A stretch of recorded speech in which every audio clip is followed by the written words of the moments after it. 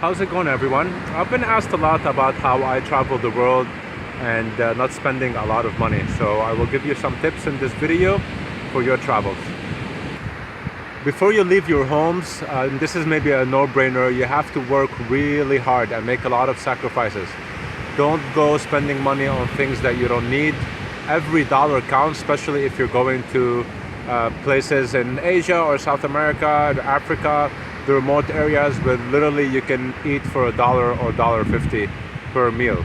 So have some savings ready to go before you head out on your journey. The savings I've accumulated, I've used for flights and buses from country to country or inside each country. And in the communities I live in, I normally work so I can support myself while traveling. First, what I do is I volunteer. So you should get on the volunteering sites and find a good organization that will offer you room and board. Some organizations will offer you some food and some don't. They just offer you a place to stay. So you have to do your research and pick a place to volunteer at from those websites. Once you arrive to the foundation that you'll be working for, then you settle in and start blending into the community. This is key to be able to make a little bit of money while you're volunteering at the organization.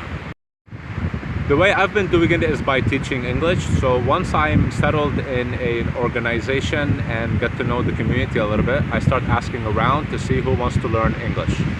I normally start with the people I know who are going to be either the teachers at the schools I'm teaching at or the director of the organization I'm working for.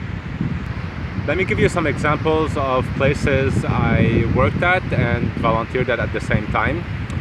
Let's start with Thailand, where I got to know the community and found parents that wanted me to teach their kids, and I did that. And at the same time, I met a teacher and he recommended me to teach at primary schools in the area, and he devised a way for me to make a little bit of money by having the students bring me $3 at the end of the month. So each class I had, every student brought me $3 at the end of the month, and that way I made about $500 per month, which took care of my bills, which is renting a house and my food and even my travels inside the country. It was a great way to do it that way, and I was able to teach at 11 schools and help so many kids learn English at the same time. Now, if you're planning a big travel, like moving from a continent to another, which I did about 4 months ago, moving from Asia to South America, you gotta stop volunteering and have to work to make some money. I went down to the city and worked at a school where I earned a lot of money and saved it for a semester and sacrificed by not spending a lot of money doing unnecessary stuff. And then I went ahead and moved continents and came to South America. When I arrived to South America, I started in Colombia, in the city of Cartagena, and there I had a different strategy on how to make money. I started frequenting coffee shops and restaurants, the same ones, for a long period of time. And once the people there got to see me often, they were wondering what I was doing there, and they asked me, and I told them that I was a volunteer at an organization teaching English. And that particular organization was very reputable in the city of Cartagena, and everybody knew about it. So I asked them if they wanted to learn English with me for free in exchange on learning a little bit of Spanish with them. And they agreed. So I had 2 students from a coffee shop and 1 student from a restaurant who I taught several times a week.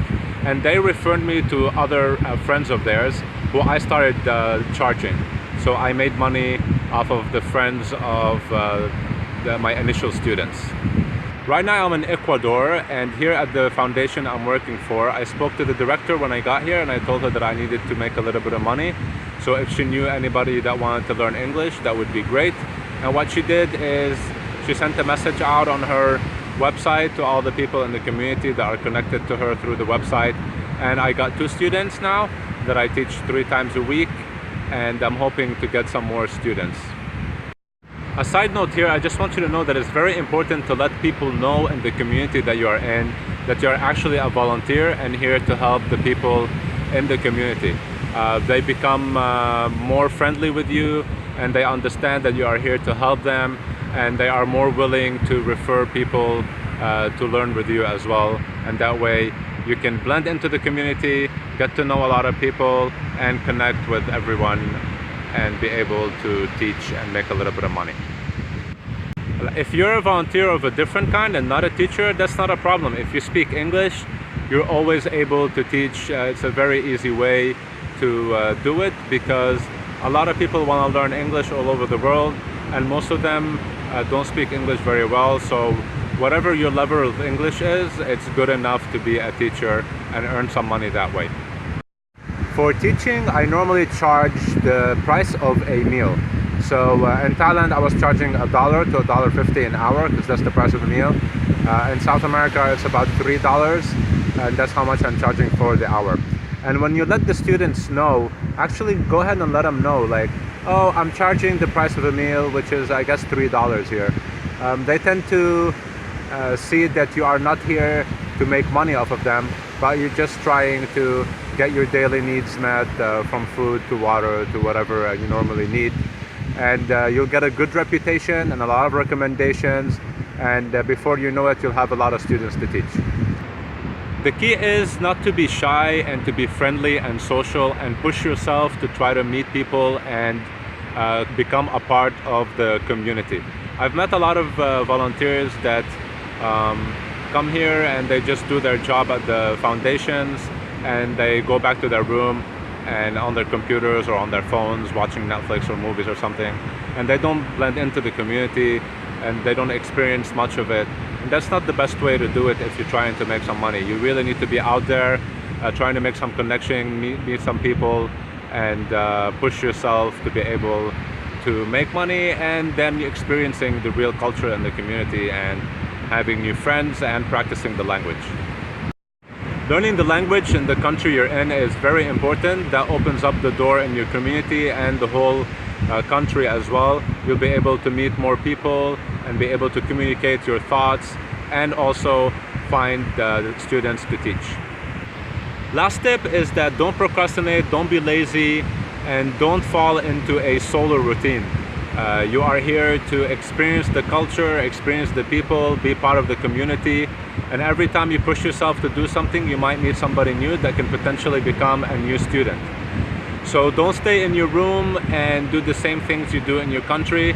Experience the culture you're in, and go out there, push yourself to do new things all the time.